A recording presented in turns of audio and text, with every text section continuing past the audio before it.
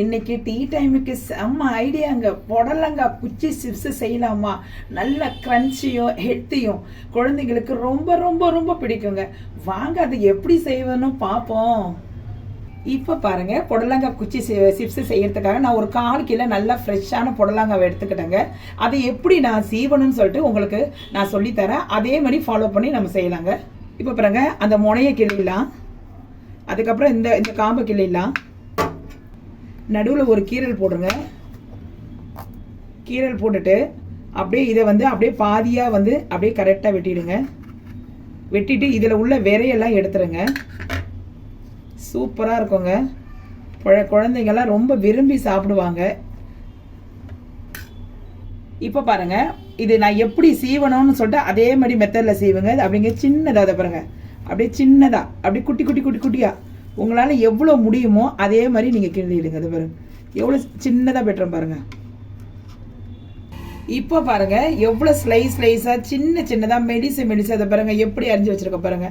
இதே மாதிரி தாங்க அரியணும். அப்போ தான் சிப்ஸ் நல்லா இருக்கும், நல்லா கிறிஸ்பியாக இருக்கும், கிரன்ச்சியாக இருக்கும். ஓகேங்க. மாதிரி எல்லாத்தையும் அரிஞ்சு வச்சுட்டு உங்கள்கிட்ட நான் காட்டுறேன். இதில் சேர்க்க வேண்டிய பொருளெல்லாம் நான் உங்கள்கிட்ட காட்டுறேன்.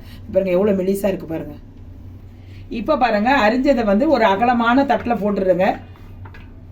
தேவையான அளவு காஷ்மீர் சில்லி தூள் போட்டுக்கோங்க. உங்களுக்கு எவ்வளோ தேவையோ. இதில் கலர் தான் கொடுக்கும், தவிர காரம் இருக்காது. கரம் மசாலா ஒரு டீஸ்பூன் போட்டுக்கோங்க. ஒரு 1/2 டீஸ்பூன் சீரகம் எடுத்து இப்படி நசுக்கிங்க. அப்படியே கையால் நசுக்கி போட்டுக்கோங்க. ஓமம் இருந்தாலும் போட்டுக்கலாம். சிக்கன் 65 மசாலா இருக்குங்க, அதை கொஞ்சம் போட்டுக்கோங்க. 1 டீஸ்பூன் இருக்கும், நல்லா வாசனையாக இருக்கும். சிசரில் நல்லா சின்னதாக கட் பண்ணி வச்சுருக்கேன். கருவேப்பிலை போட்டுக்கோங்க. கொத்தமல்லி போட்டுக்கோங்க. ஃப்ளேவர் நல்லாயிருக்கும், சூப்பராக இருக்கும் சிப்ஸு. ஒரு 1/4 கப்பு கடலை மாவு போட்டுக்கோங்க. ஒரு 1/4 கப்பு அரிசி மாவு போட்டுக்கோங்க. நல்லா கிறிஸ்பி கொடுக்கும் சிப்ஸு. இதில் ஒரு 1/4 கப்பு கார்ன்ஃப்ளவர் மாவு போட்டுக்கோங்க. நல்ல பைண்டிங் கொடுக்கும். தேவையான அளவு சால்ட்டுங்க. இப்போ பாருங்கள், நம்ம எல்லாத்தையும் போட்டு நல்லா மிக்ஸ் பண்ணிக்கலாம். இப்போ லைட்டாக தண்ணி ஊற்றி அப்படியே கொஞ்சம் நல்லா மிக்ஸ் பண்ணிக்கோங்க. இப்போ பாருங்கள், நல்லா ரெடி பண்ணிட்டோம். தண்ணியெல்லாம் கொஞ்சம் நல்லா மிக்ஸ் பண்ணி, ரொம்ப தண்ணி ஊற்றாதீங்க, எண்ணெய் குடிக்கும். ஓரளவு நல்லா மிக்ஸ் பண்ணிங்க. இதில் ஒட்டுற மாதிரி இருந்துட்டா போதும். இப்போ நம்ம எல்லாத்தையும் தவாவில் போட்டு நம்ம எடுத்துடலாம். இப்போ பாருங்கள், ஒரு பேனில் எண்ணெய் நல்லா காஞ்சிட்டு இருக்குதுங்க. நல்லா காஞ்சிட்டு இருக்குது. இப்போ நம்ம இது அப்படியே ஒன்று ஒன்றா நம்ம அப்படியே போட்டு விடுங்க எண்ணெயில். இப்போ பாருங்கள், நல்லா வெந்திருக்கு, நல்லா சூப்பராக இருக்குது. இப்போ பாருங்கள் எவ்வளோ கிறிஸ்பியாக. இதை பாருங்கள், நான் இதில் போட்டுட்டு நான் உங்களுக்கு காட்டுறேன் பாருங்கள். ஜூம் பண்ணி காட்டுறேன். இப்போ பாருங்க எவ்வளோ கிரன்ச்சியாக இருக்குது பாருங்க. பார்க்குறதுக்கே நல்லா அல்டிமேட்டாக இருக்குது பாருங்க.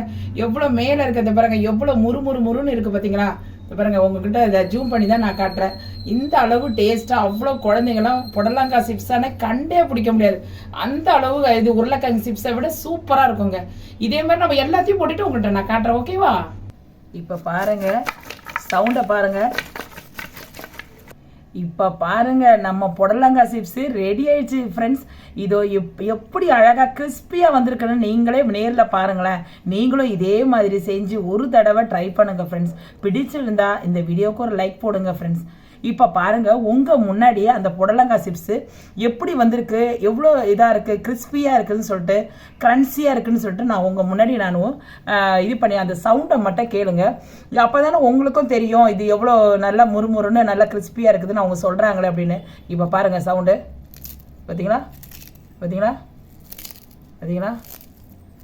பாருங்கள் ஃப்ரெண்ட்ஸ், உங்கள் முன்னாடியே நான் பொய் சொல்லலை. உங்கள் முன்னாடியே இவ்வளோ கிறிஸ்பியாக இருக்குது.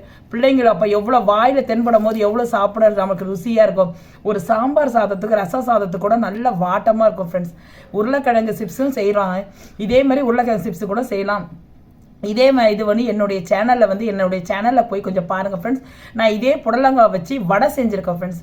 அதுவும் செம்ம சூப்பராக இருக்கும் ஃப்ரெண்ட்ஸ். இந்த பாருங்கள், நல்லா இந்த மழை காலத்துக்கு நல்லா கிறிஸ்பியாக இது பாருங்கள் எவ்வளோ சூப்பராக இதாக இருக்குது, கன்சியாக இருக்குது பாருங்கள்.